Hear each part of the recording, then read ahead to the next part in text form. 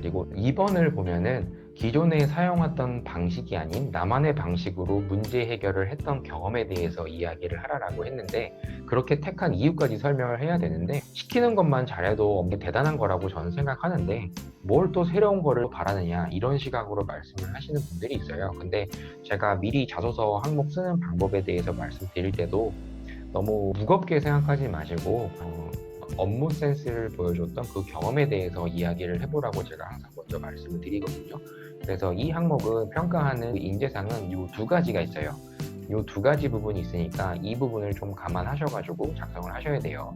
그래서 2번 항목에서 건보가 알고 싶다고 하는 부분은 이 사람은 조직 생활을 해본 사람인지, 그 조직 안에서 항상 반복되는 일상이라 하더라도 뭔가의 문제점이나 이런 것들을 인식하고 깨어있는 사고, 그 비판적인 그런 사고를 할 수 있는 분인지, 그리고 문제 발생이 일어났을 때 기존에 했던 그런 룰대로만 수동적인 그런 분인지, 아니면 소신껏 나의 방식대로 어떤 업무를 맡아가지고 업무 센스나 창의적인 부분이죠, 이런 거를 발휘를 할 수 있을 만한 그런 인물인지, 그리고 더 중요한 거는 기존에 했던 부분을 다시 나의 방식으로 누군가한테 이야기를 하게 되잖아요, 조직이니까.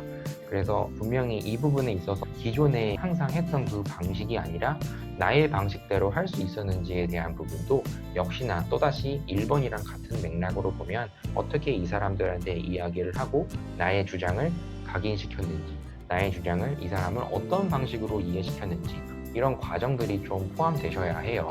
그리고 특히 어떤 근거 없는 주장을 막 이야기를 하기보다는 내 주장을 따라주면은 우리 조직에게 어떠한 도움이 된다, 이런 부분도 충분히 알려주셔야 될 그런 의무가 있거든요. 그래야만 누군가가 이야기를 듣고 좀 설득력 있는 이야기로 생각을 하시니까 이 부분을 꼭 담아주셨으면 좋겠어요. 내 이익을 위해서 효율적인 방법을 택해가지고 뭔가 업무를 했다라는 그런 부분도 물론 중요한데, 이 방향 자체는 조직에게 정말 도움이 되는 그런 문제 해결 방식이라 내가 이렇게 생각을 했던 부분을 시행하겠습니다, 어떻게 생각하시나요? 그랬을 때 1번이랑 똑같죠.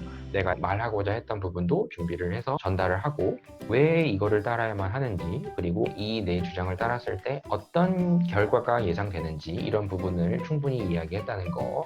그래서 효율적인 거, 뭔가 빨리만 하려고 뭔가 했다, 이런 것보다는 조직을 위한 전체의 신뢰도 때문에 업무의 효율적인 부분에서 내가 이런 방식으로 문제를 해결했습니다, 이렇게 스토리가 나오는 게 가장 좀 좋은 방식이라고 저는 추천드려요.